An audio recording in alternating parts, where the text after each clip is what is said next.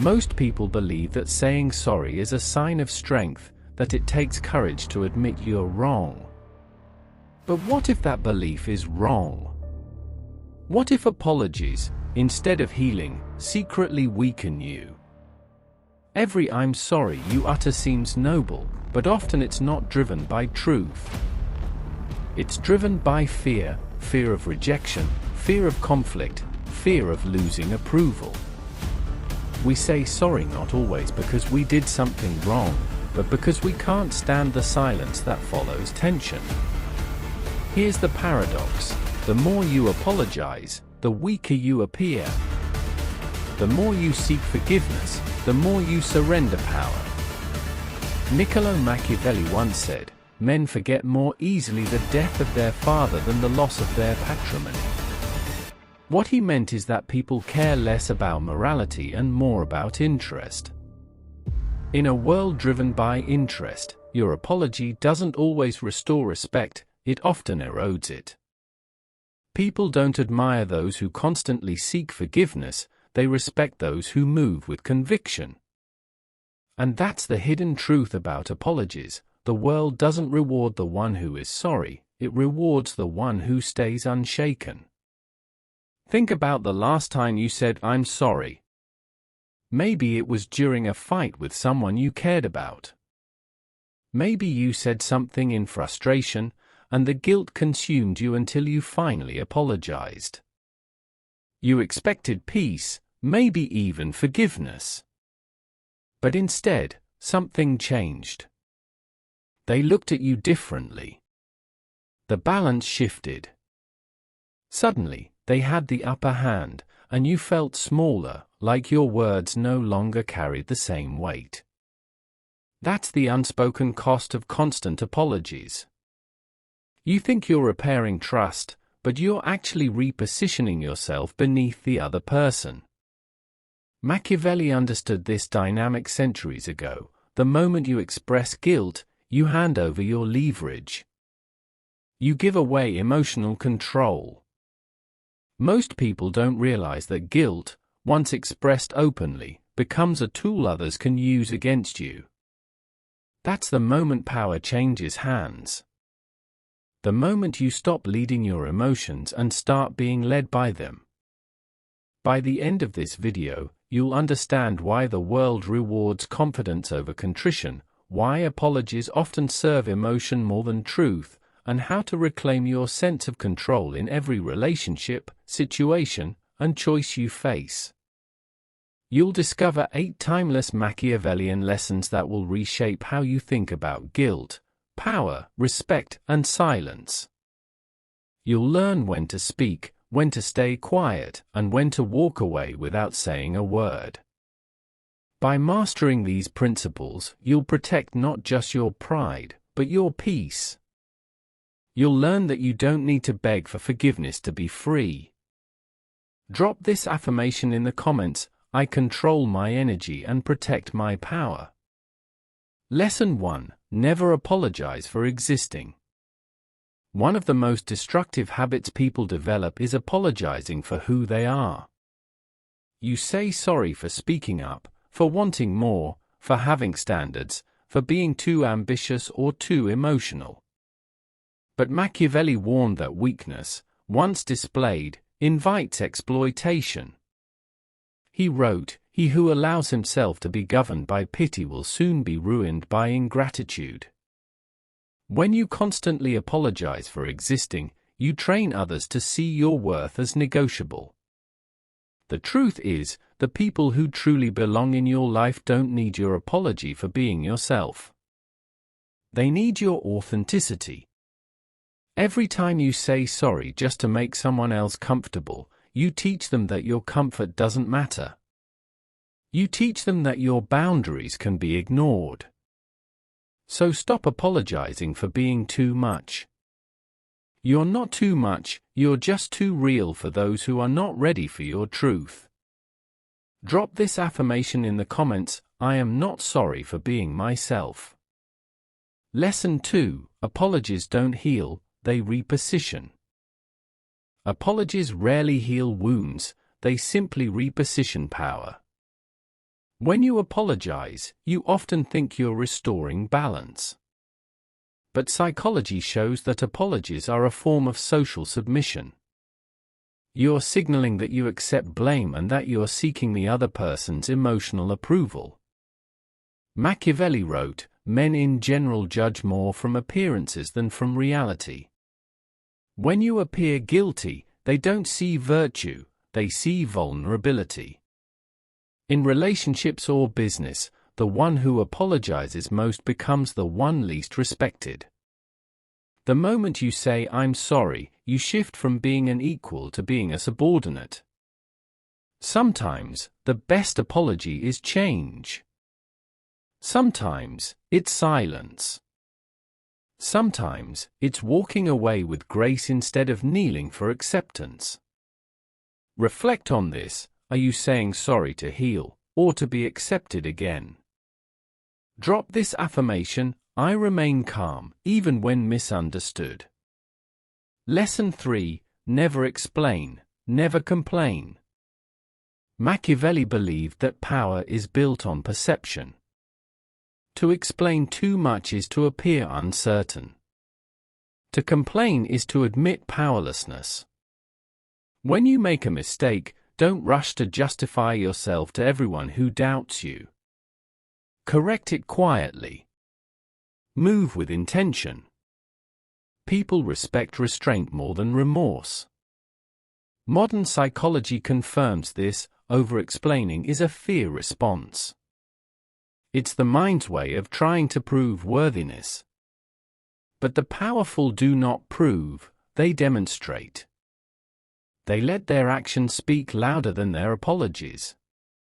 Machiavelli famously said, "It is better to be feared than loved, if you cannot be both." In today's world, this means it's better to be respected than pitied. The person who cannot be guilted into reaction becomes untouchable. Drop this affirmation: my silence speaks power. Lesson 4. Use apologies strategically, not emotionally. The strong don't avoid apologies altogether, they use them strategically. When Machiavelli advised princes, he didn't say to never express remorse, he said to never show weakness. In the game of influence, an apology should be used only when it strengthens your position or advances your long-term goals.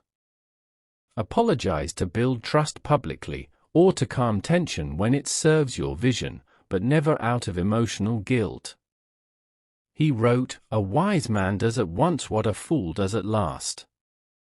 This means deal with your errors swiftly and deliberately, not emotionally. Don't apologize to feel better, act to be better. Don't apologize for peace, use silence to create it. Before you say sorry, ask yourself, does this apology serve my growth, or someone else's ego? Drop this affirmation: I act with purpose, not emotion. Lesson 5. Guilt is a weapon, don't turn it against yourself. Guilt is one of the most destructive emotional traps. It convinces you that you must suffer to be forgiven. But guilt is often irrational, a form of internal manipulation. Machiavelli understood that power requires clarity, not self-punishment. He wrote, "Injuries must be done all at once, so that the taste of them is less and the offense forgotten." In other words, learn from your mistake, correct it quickly, and move on. Don't relive it through endless guilt. When you dwell on guilt, you reopen the same wound, over and over again. And those who see your guilt will use it to control you. Forgive yourself privately. Grow in silence. Let your success be your redemption. Ask yourself, who benefits when I keep feeling guilty? Who gains from my self-blame? The answer will tell you who's really in control. Drop this affirmation: I release guilt and rise stronger. Lesson 6. The power of controlled indifference. The ability to stay calm when others expect a reaction is a form of dominance. Controlled indifference doesn't mean you don't care, it means you choose when and how to care. Machiavelli taught rulers to appear virtuous, but to never be ruled by virtue. Because goodness without boundaries becomes manipulation. In real life, controlled indifference looks like this: you stop explaining yourself to those who have already decided who you are. You stop chasing closure. You don't respond out of impulse, you respond out of intent. You become unshakable. That's what real power feels like. It's not about being emotionless, it's about being emotionally disciplined. When your emotions are under control, no one can control you. Drop this affirmation: my calm is my crown. Lesson 7. When you owe an apology, make it costly. If you ever truly owe an apology, make it rare and meaningful. The value of your words depends on their scarcity. Machiavelli said, "Men are ungrateful, fickle, deceitful, cowardly, and greedy." He wasn't condemning people, he was describing reality. People forget good deeds quickly but never forget weakness. So when you apologize too freely, your words lose all meaning.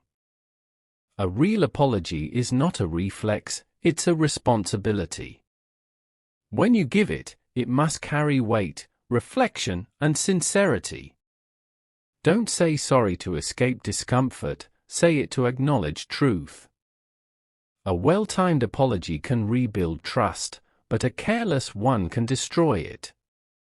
Let your apologies be the exception, not the norm. Drop this affirmation: my words carry weight.